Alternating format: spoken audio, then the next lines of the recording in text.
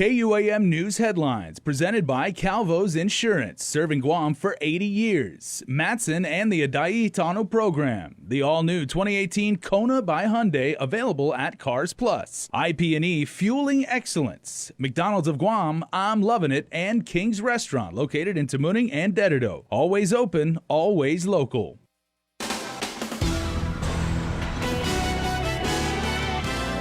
Coming up on Prime Time, the chief medical examiner conducts the autopsies on the latest death investigations that happened over the holiday weekend. Also, a search and rescue effort in Tengisan ends with first responders finding a swimmer unresponsive along the shore. And also tonight, a lawsuit has been filed over the primary election as an effort to underwrite to write in one of the losing gubernatorial teams in November. Good evening and Hafaday, everybody. Thanks so much for tuning in. Investigators tonight are awaiting details of the autopsy for a woman found dead in Mechechi on Friday. An autopsy was scheduled to be performed this afternoon, but no updates have been provided as of yet. The medical examiner's office told KUAM News last week that the victim was badly decomposed. Dr. Aurelio Espinola also reported there was reason to suspect foul play because the woman's ankles were bound with tape. Moving on, a tragedy on a university campus as a longtime UOG staffer was found dead over the Labor Day weekend. Although an autopsy was scheduled to be performed this afternoon in that case, results have yet to be released as well. Crystal Paco explains. Angel Crisostomo Petrus worked at the University of Guam for over 2 decades. The Mingalao campus now mourning his loss. Angel was a longtime employee at the University of Guam and very well loved and known everywhere across campus. New UOG President Dr. Thomas Christ tells KUAM moments of silence were held on Tuesday. Though classes resumed as usual, the scene, the parking lot between the RFK Memorial Library and the computer lab, remained cordoned off by police tape. This is where a security guard found Petrus unresponsive on Sunday morning. KUAM cameras, as we previously reported, spotted blood on the ground near a black sedan. Dr. Christ assures students and staff their safety is paramount. The campus, he says, is covered by security 24/7. We have cameras and security services provided by contractor through G4S. That surveillance footage was handed over to the Guam Police Department for their investigation. Dr. Christ noting that Petrus was on campus on Saturday, working an event. There was a book launch on Saturday, yes. Mm-hmm. Petrus is listed as a multimedia technician 2 at the RFK Memorial Library. The university now waiting for GPD before making their next move. We're just really waiting for the Guam Police Department to give us some sort of sense of what they think might have happened. So for us, we just know that we've lost Angel, and we're very sad about that and doing everything we can to make sure that people think about safety and security. The University of Guam is currently planning a memorial service. Because he was with IT, every meeting, you know, he was there for everything, and so and he's been with us for a long time, and so it was really hard, very hard news for everyone. Those in need of counseling can avail those services at UOG's ISA Psychological Services Center. The number to call is 735-2883. Reporting for Guam's News Network, I'm Crystal Paco. Elsewhere tonight, a tourist who went missing in the waters off Tengisan Beach earlier today was located, but he was unresponsive. Now, we first brought you the rescue as it was happening in real time on Instagram Live, with our cameras capturing the Navy's HSC-25 helicopter crews hoisting up the man into the copter after finding him around 2 p.m. in a rocky area along the shore. GFD and the Coast Guard were called just before midday to a report of a man who went missing snorkeling inside the reef. He was there with a friend who lost sight of him from the shore. John, a local fisherman, was there during the search effort.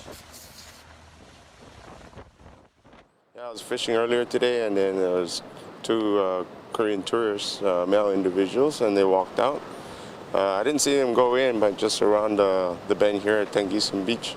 Apparently one guy swam in the water, got too close to the waves, and got washed out. What were you thinking as all of this was happening? I hope he was okay. Yeah, basically. And the chopper came close, so I probably thought that found him resting on the rocks or something, you know. Hopefully he's all right. Yeah. Conditions out here pretty rough. Yeah, very rough, very rough. Don't go out. It's not recommended. Stay inside, you know. Wait till it calms down. The fish is always going to be there. And, hey, stay safe. The man was rushed to Naval Hospital, and there's still no word on his condition. Well, multiple break-ins were reported at 3 public schools over the holiday weekend, with DOE saying a total of 7 rooms damaged at Simon Sanchez High School.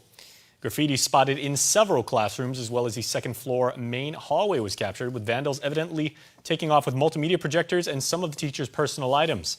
Now, another break-in occurred Monday at Vicente Benavente Middle School over in Dedido, where a TV set was stolen from a classroom. A third break-in happened at MU Lujan Elementary School down in Jotnia on Sunday, with 4 classrooms broken into there, with doors damaged, classroom materials and supplies also reported missing. Those incidents have been reported to GPD. Well, let's get you up to speed on the very latest with the election now, as a lawsuit has been filed with only less than a week before the Election Commission is set to meet to certify the primary results. Chris Barnett has details. The primary election has now gone from the campaign trail to the campaign trial. Citizens for Public Accountability filing a lawsuit this morning against the Guam Election Commission, with the Political Action Committee's head saying he's hoping to fast-track the suit, which centers on the counting of spoiled ballots. As soon as it's assigned to a judge, I'm going to request an ex parte motion for a prompt hearing. GEC Director Maria Pangilinan telling KUAM News spoiled ballots, specifically crossover votes in the primary election, are directly addressed in Guam election law. The letter of the law is very clear that when a voter votes on both the Democrat and the Republican side, that ballot will not be counted. Pangilinan also saying the Ugan Limtiaco's third request for a hand count of gubernatorial votes will be addressed at tomorrow night's GEC board meeting, but she also said a hand count would come at a cost the GEC can't afford. Yes, definitely. No money for that kind of stuff. Getting really close to the closing of the fiscal year. And as if that wasn't enough, talk of an Ugan Limtiaco write-in campaign has both parties buzzing. 2 PACs represented by 2 people pushing a write-in campaign for the Ugan Limtiaco team. The Democratic Party, through head honcho Senator Regine Bisco-Lee, putting out a not-so-friendly reminder that all Democratic teams sign a unity pledge saying they wouldn't run a write-in campaign if they lost. This prompting the Republican Party to pounce on the opportunity to capitalize on Democratic disunity. The Democrats are unhappy with their nominee. I welcome all Democrats to consider joining our movement in the Republican Party. Lou Leon Guerrero of the Lou and Josh team has locked up endorsements from primary election rivals Carl Gutierrez and Dennis Rodriguez, but she said she has given Senator Frank Ugan space to work through his election issues. While the GOP said the Dems should have wooed Ugan Limtiaco sooner rather than later, Leon Guerrero says she's going to do her best to make sure Ugan Limtiaco is in when the time is right. I am confident that when all these issues that he's concerned about are addressed through the decision of the Guam Election Commission, that Frank will come. I saw him at the flea market and I said, "Frank, I am waiting for you." And he kind of, laughed. As far as honoring the Democratic Unity Pledge, Ugan Limtiaco released a statement today saying no pledge should come before the people. Senator Ugan telling KUAM News, first things first. Right now, the team's focus is on resolving the questions they have about the primary election. Let's take one step at a time. While the senator said he had no idea the Ugan Limtiaco team would be the subject of a possible write-in campaign after the primary, he did say the team is keeping their options open. Pledge or no pledge. If that's what our people want, then it's something that Alicia and I would consider. For Guam's News Network, Chris Barnett reports. Sit tight, we are back after this.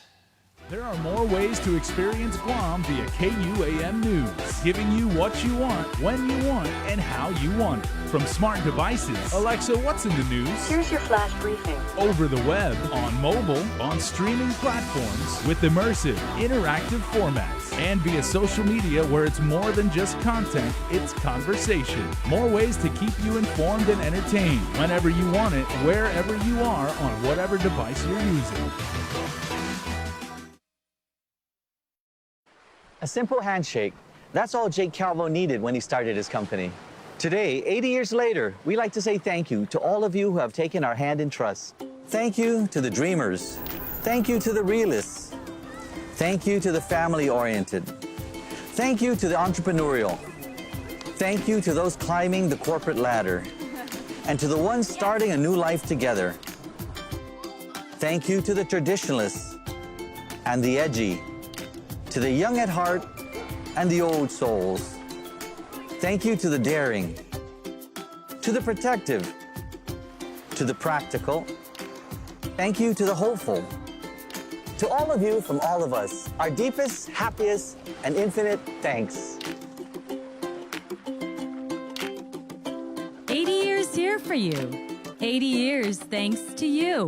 Calvo's Insurance, a legacy of trust.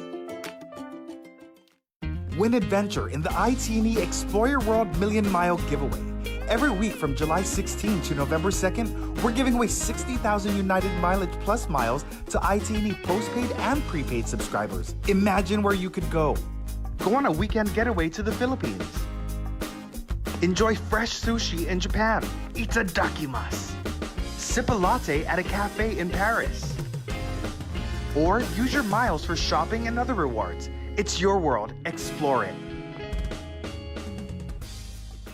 Are Mom and Dad here yet? Not yet. We didn't get our lane. We gotta stop for cash. I forgot my card. Just use your phone. Right. Forgot your Bank of Hawaii debit card? No problem. Because now you can get cash with your phone with cardless cash from Bank of Hawaii.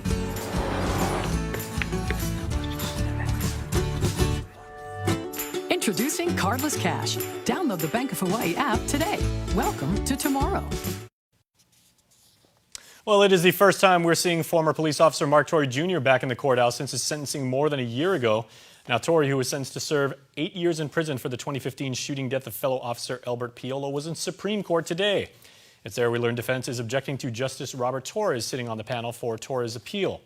Court filings state that Justice Torres is affiliated with the Domino Lux International Fraternity. Piolo was also a member of that brotherhood. Torrey remains under house arrest pending his appeal of the negligent homicide conviction. The objection will be discussed during oral arguments set for November 1st at 10 in the morning. Now, a quick heads up, we do want to warn you about the graphic images in this next story because they could be disturbing to sensitive viewers. That said, let's take a look at the image of Thor, a pit bull with a 15-pound tumor growing on his leg. Now, his owner, Melkor Antolin, is facing some serious jail time with the man from Dededo recently indicted for first-degree animal cruelty as a third-degree felony and animal abandonment as a petty misdemeanor. The Guam Animals in Need organization said the dog's owner failed to get Thor the medical treatment he needed since January. This makes it the first charged case of animal cruelty due to negligence. Animal Control confiscated Thor in June, but by then it was too late to save him, and he had to be euthanized. Antolin answers to the charges on Wednesday. Well, the mayor of Rota is indicted after questions raised over a recent trip to Guam. Here's headlines from our friends at KSPN2 News. Hafa de Guam, here are the top headlines for CNMI. The mayor of Rota, Efren Adalig, has been indicted on one count of wire fraud.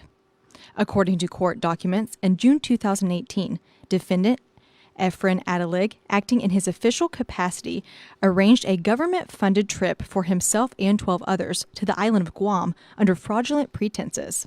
Officials say the purpose of the trip was to go to the Department of Defense office to look for surplus supplies or equipment, but instead went to participate in a partisan political rally held on June 23rd in Guam. CNMI and federal laws restrict the use of political funds for political or campaign activity. The total amount of payments used for the trip exceeds $10,000. September marks Chamorro and Carolinian Cultural Heritage Month, and those within the community come together to remember the roots of the island.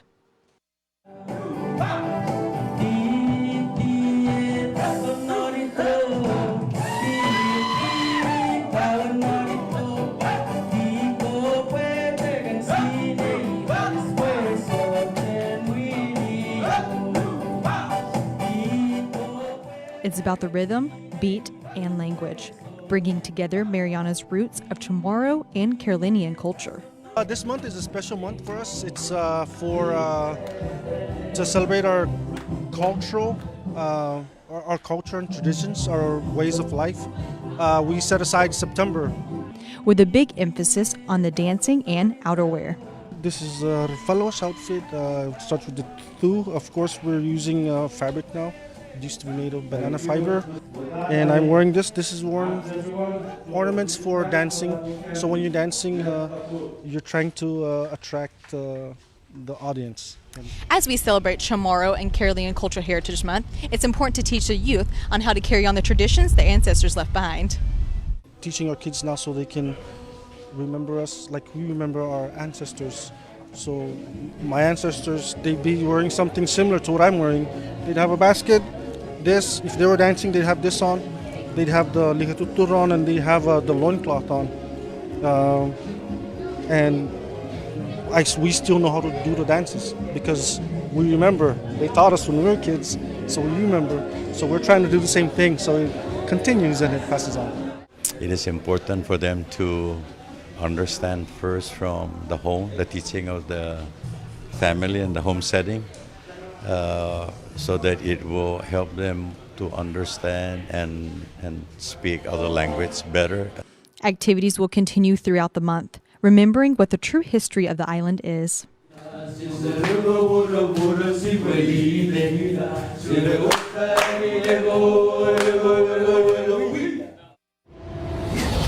For more news, visit saipantv.com. For KSPN2, I'm Ashley McDowell. All right, how about we get to some news back on Guam as the Public Utilities Commission has approved a review of alleged misuse of 911 emergency funds. This past July, FCC Commissioner Michael O'Reilly raised concerns about the transfer of thousands of dollars from a special 911 fund to GovGuam's general fund with which to pay other obligations. O'Reilly's conducting a national review of 911 funding to prevent diversion. According to GFD Chief Joey Sinicolas, who acknowledged a legislative hearing that 911 funds were used elsewhere, he says he welcomes the inquiry. I think that this is a positive thing. It's good that it's happening in the interest of transparency. For one, I welcome it. Maybe they can also expand that investigation to include all the aspects of the E911 fund, to include the carriers, ensuring that they're turning over the dollar that they're supposed to, and so forth, the entire process. And I look forward to any recommendations for improvement. Telecom companies assess a dollar fee that's remitted for the 911 system. PUC Administrative Law Judge Fred Harecki will conduct the investigation. Meanwhile, Chief Sinicolas says the Office of Technology has just completed a GFD RFP for the next generation 911 system, saying a final bid packet will be released as soon as the AG completes one final review. Well, our island's designation as a high-intensity drug trafficking area could give us some of the $250,000, $250 million to be precise, in federal funding available for the war on drugs. The governor, flanked by his law enforcement personnel, signed off on the petition for the program on Tuesday. As far as I'm concerned, this drug problem that we're having is ripping the souls out of our community. It makes parents prostitute their kids, grandchildren steal from their grandparents. It's ripping the families apart. Authorities have interdicted more than $1 million in illegal drugs over the last few years, most of which making its way here from South America through Mexico. The federal program is administered by the Office of National Drug Control Policy, and inclusion means Guam will have access to not only funding, but a federal intelligence network. Police Chief Joseph Cruz says a locally appointed council of Guam and federal authorities will run the initiative, saying they'll focus on all aspects of the drug program, from interdiction to enforcement to prevention. Also tonight, the Judiciary of Guam has welcomed a new magistrate judge. A swearing-in ceremony was held this afternoon for Jonathan Kwan, a longtime attorney with experience in both government and private practice. He was most recently a solicitor to GPD and a captain in the Judge Advocate General's Corps of the Guam National Guard. He follows Magistrate Judge Alberto Tolentino, whose second four-year appointment ended last year. In other island news headlines, a major reshuffling of the Guam Visitors Bureau's Japan marketing operation is currently underway, with GVB planning to hire a private contractor to take over and shut down its Tokyo office after more than 4 decades. Nestor Lecanto reports.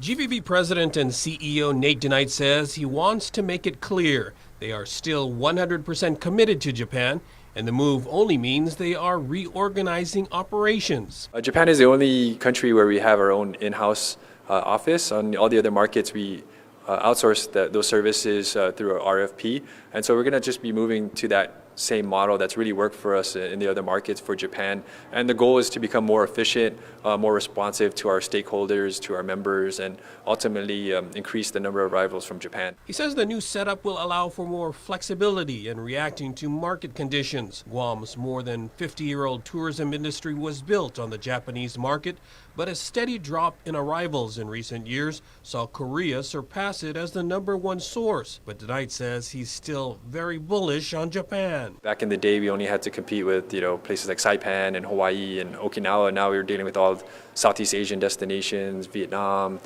Cambodia. There's so many more players in the game, so we got to stay on top of our game and keep promoting hard. But the Guam name the brand is well recognized in Japan. So I think if we can offer the price, the service, the value for the money and all those things, we'll be fine. GVB hopes to complete the transition by the first quarter of next year. For Guam's News Network, I'm Nestor Lecanto. Please stay tuned. High school football highlights are next in sports.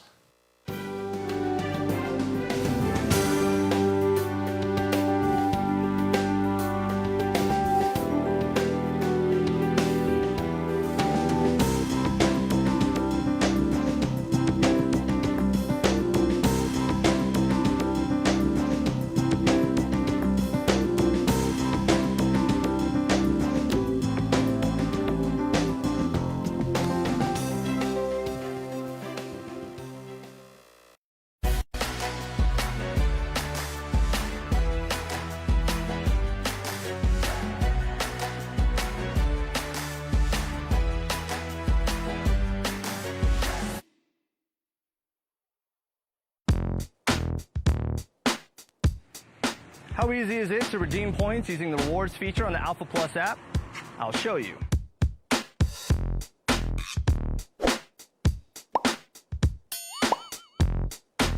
To redeem your points, simply present your Alpha Plus app to an authorized representative at any one of our partner merchants.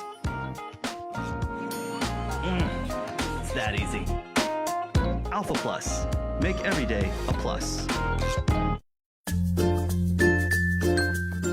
The Down Syndrome Association of Guam exists to support families of individuals with Down syndrome. We're a group of parents who have children with Down syndrome and know the joys and challenges of raising them. For more information about the health, development, and education of a child or adult with Down syndrome, please contact Vicky Ariola at 472-6114. KUAM Sports is presented by Triple J.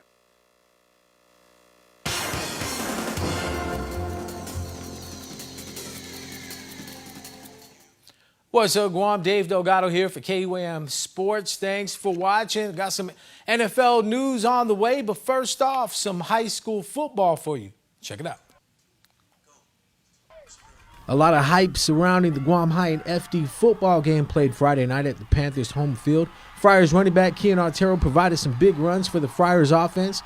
Artero fumbles the ball and picks it up, almost reaching the end zone. The first down set up freshman tailback Kyle Gogwe's touchdown run from a few yards out.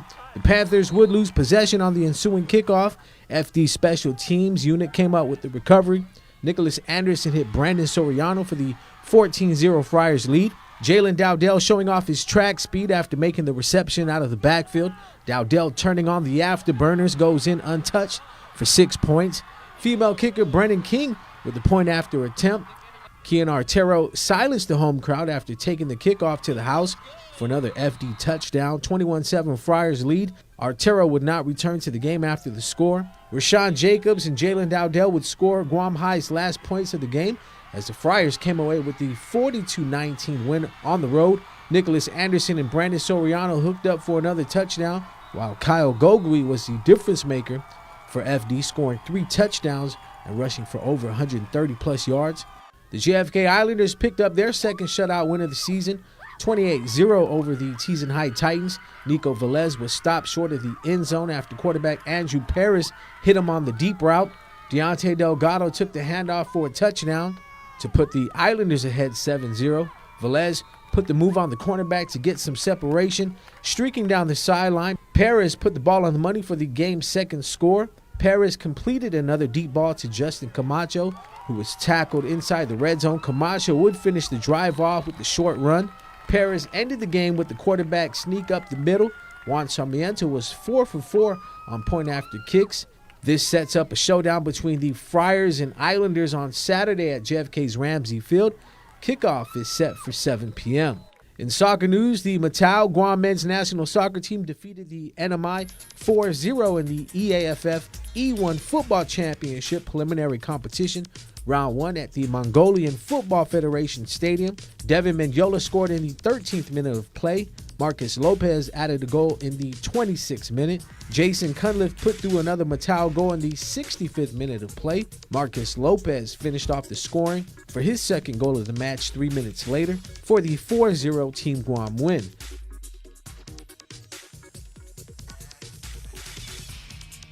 All right, NFL football is back.